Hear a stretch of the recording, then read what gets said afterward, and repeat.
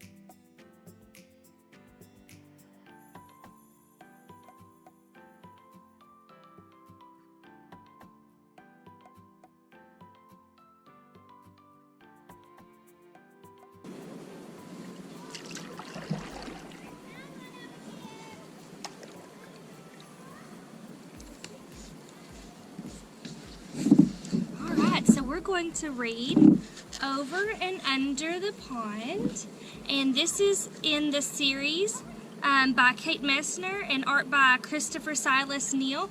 They wrote the other story, Over and Under the Snow, where we learned prepositions this year.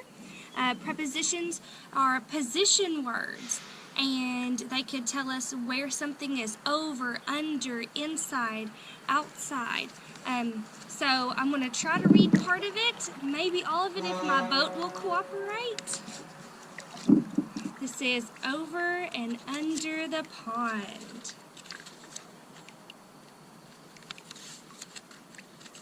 Over and under the pond.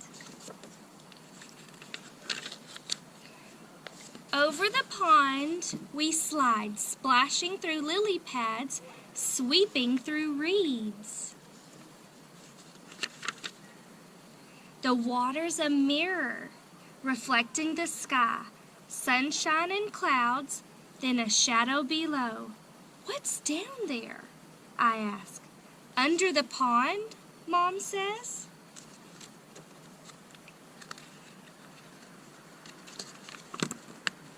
Under the pond is a whole hidden world of minnows and crayfish, turtles and bullfrogs.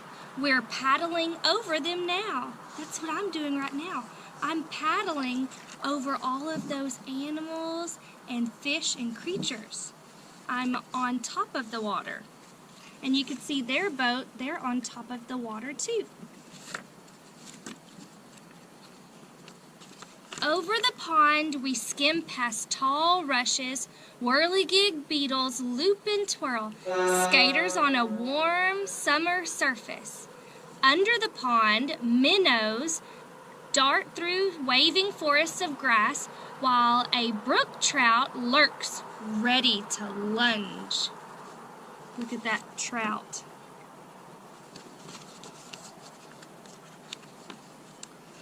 Over the pond, we lift and dip and pull past a row of painted turtles on a waterlogged tree.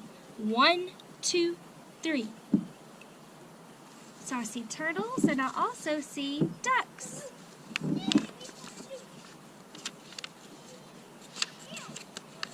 Over the pond, cattails rustle and shush in the wind. Listen close. Cucklery! Red-winged blackbirds race by. One has grass for her nest. Under the pond, a caddisfly larva builds a home of her own, a secret shelter of pebbles and sand.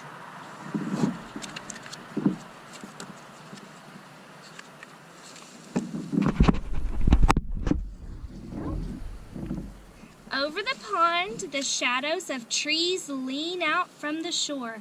We coast under a low-hanging branch. A moose looks up with a mouthful of water lilies. We've interrupted his lunch.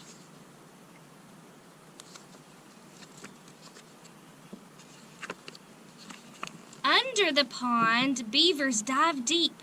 They pump with powerful tails and rise to the surface with delectable roots from the mud.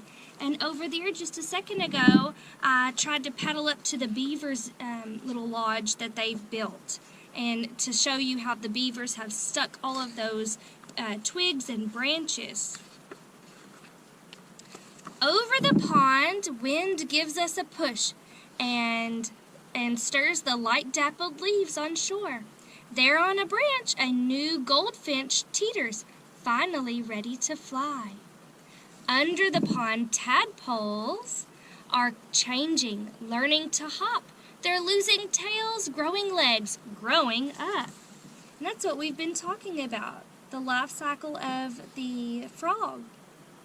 And I see that down here under the water. Over the pond, there at the shore, tall and silent and still, a great blue heron, and that's this bird right here, a great blue heron stares down into the deep. It tenses, takes one long-legged step, and strikes. What did he catch? And strikes. It catches a wiggling, quicksilver minnow from where it was hiding, under the pond. So the author is showing us the habitat of animals that live under the pond and what is happening over the water, on top of the water. Over the pond we drift. That's what I'm doing right now. I'm just drifting along. I haven't paddled and I'm moving a little bit, but I haven't had to paddle. We drift, heads tipped up to the sun. A woodpecker clings to a teetering pine, digging for ants.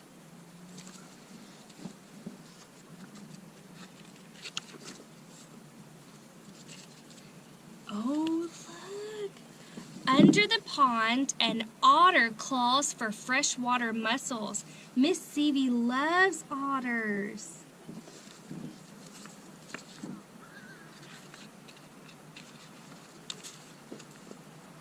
Over the pond, a sleepy dragonfly lands for a rest.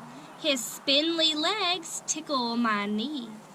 Under the pond, dragonfly larvae watch what swims by. They catch minnows in monster-fast jaws.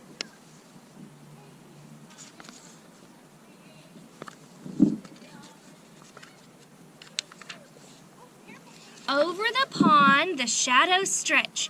Ospreys circle on quiet wings. Raccoons and mink stalk the shoreline for supper. Under the pond, with a flip of a tail, a crayfish disappears in the dark. Do you see him disappearing down there?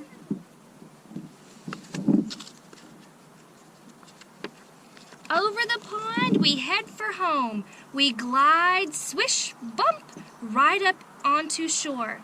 As a far-off loon calls goodnight, the sky turns from sunset to dusk to dark. Night settles over the pond. The prowling catfish and drowsy turtles, the scuttling crayfish and tadpoles turned into frogs, wading herons and stalking raccoons. So there's a lot of things, boys and girls, that make the pond their home. The pond is an important part of our ecosystem because it provides shelter and food for so many different animals.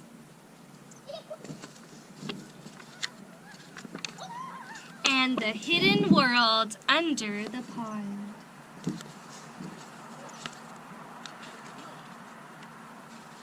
The end. And what's cool about this book is it gives extra information about the animals in the back of the book. So if we wanted to know more information about all of the different animals in the habitat of a pond, we could check out each specific animal. So I hope you enjoyed that book. I'm going to paddle you around a little bit more and to see if we see any of these animals that we just talked about, okay?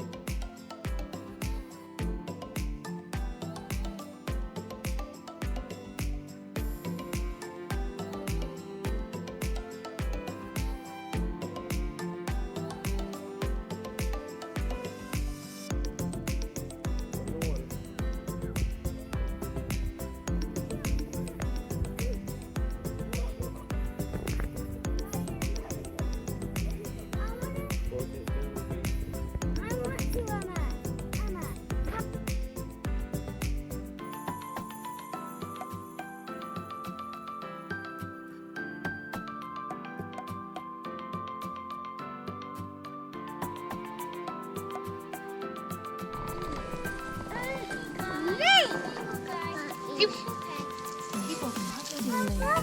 There's plenty of food.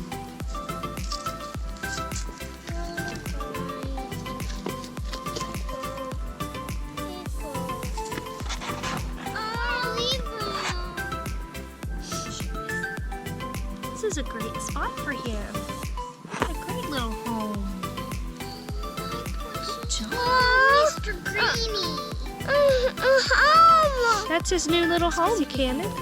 We might see another one.